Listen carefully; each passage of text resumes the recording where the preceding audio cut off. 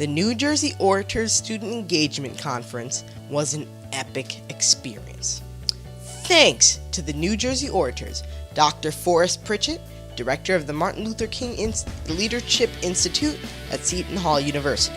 There were also a number of other mentors who facilitated the discussions at our tables, and we thank them all. At the conference, we had a chance to speak, collaborate with our peers, and share our thoughts. One of the topics we discussed was the good, the bad, and the ugly of social media. We learned a cool tip from a retired cop. Take a look. When you take these pictures, I tell my daughters, when you take a picture, have a blank background behind you. The reason being is because if you have like a store behind you, a street name behind you, a car behind you with a plate or something, a pedophile can see that picture and they can know exactly where you at. If you post a picture hanging in Newark today, just chilling, taking a picture, then they see Dr. J's behind you. Everybody knows Dr. J's downtown Newark. There's going to be supervision, but my mom said, I want you to have a phone so that you can contact me whenever there's an emergency because you're getting to that age. And that's the one thing that I find funny is that your parent, my mom doesn't know how to work her phone. She doesn't know how to use it for the good. That she just thinks that, oh, you're just staring at your phone all day, but you don't. But mom, if you knew my phone like I knew my phone, if there was a way that I could teach you how to use it, how I use it, then you wouldn't see it to be something so bad. But she's so closed-minded about that the phone is bad and it has bad things on it that it's really almost impossible to try to convince her that it's not bad. We get caught up as parents as we're trying to protect our kids. And sometimes we get a little carried away with it. I'll admit that. I do that with my daughters. But it's because we spend a lot of time trying to protect our kids from what's really going on out here versus benefiting them, versus seeing the benefit to them, seeing what's going on out here, and then explaining to them what it is they've seen. And you don't want to be judged, and because then other people will be like, oh, have you heard she goes to this school where there's police officers and metal detectors, and it just makes you feel like you're a criminal. You go to school in Newark and you're perfectly okay with having an SRO, and some people are even like happy to have an SRO because you can go to that police officer, you can ask them questions, and you can learn a couple of things that, if you're interested in law enforcement, that may benefit you down the line. But I definitely understand where you're coming from because who wants to see the police at the school unless there's an issue? Mm-hmm. So in her opinion, it's scary, but in other areas, it's necessary. Because there are some people that do bad things, and there are some people that bring illegal things to school, drugs, guns, weapons, things that they should not have in school. So having those metal detectors would kind of be the thing that stops that from happening, or those things that would deter them from coming into the school with a knife or a gun or a weapon. And her situation started when she was 16, that the guy was pushing up on her and wanted to date, and she wasn't ready. And then she finally gave in to date him, and he put something in her drink. And so from there, it went to date rape. Student brought a armed weapon to school, so they did a locker search, and he dropped it when he was trying to pick it up. So his friend came and tried to pick it up, and it went off. They were in school from like 8 in the morning to 7 at night, almost 12 hours in school because the gun went off from school. They locked the school down? Locked the whole school down. Why did they bring the gun to school? Don't know. I don't know. I don't really know why. That's like asking why people do bad things. You can't control what someone's gonna do. Maybe they thought it was cool. It's just safety precautions.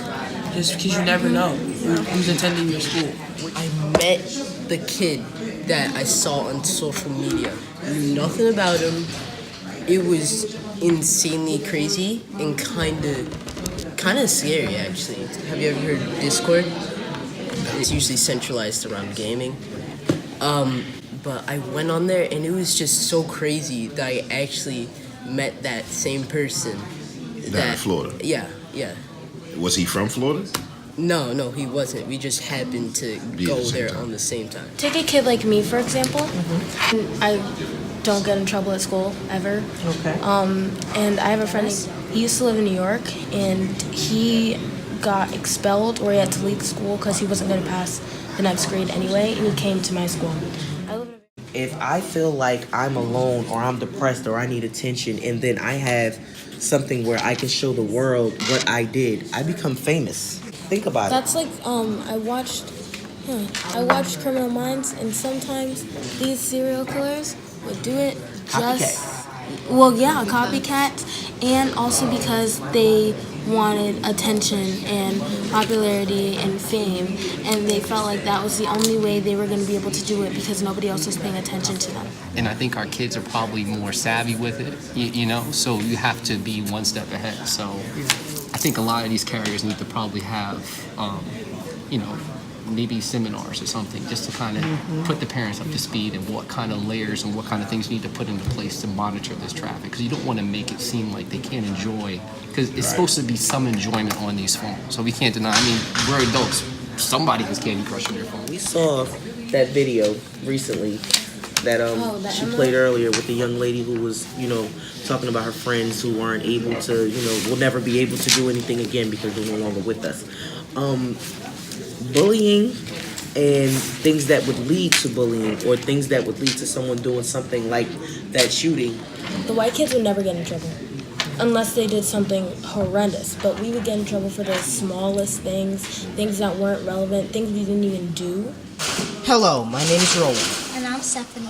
And we've just wrapped up with the New Jersey Orators Beyond High School Conference and Workshops. One of the topics that I thought was most important is bullying. It's very important that we treat other people as they're one of us, because in reality we're all human beings and we have to treat each other like we all are, and that's a big issue right now and we need to work on fixing that. A topic that stuck out to me was academic pressure, because in my school, we go to the same school, in my 7th grade, some people can settle for a B or a C or a D because their parents are okay with it. Their parents aren't okay with it, or if they are, that's a problem. I think people should try and strive for more than that. Work and try your best to get the best grade possible, because of course you want to succeed, right? Any other topics that stood out to you? Gangs. There's not a lot of gangs in our area, but it is an issue for most, because maybe urban places, there's a lot of gangs, and they're very dangerous, and you just need to remember to stay away from them. You also have to remember, don't join a gang. Do not join a gang, because once you're in, you can't get out. And if you try to get out, you ain't coming out in one piece. So, don't join gangs. Don't associate yourself with anyone who is in a gang. Well, that's all for today. Join us again for the next amazing conference in March 2019. And most importantly, you get to have a voice. Thank you for watching. And as always, thanks to our supporters who continue to make it possible for us to have a voice. From the New Jersey Orators Student Engagement Conference, I'm Roland Dillon from the Kids Hub Media Network.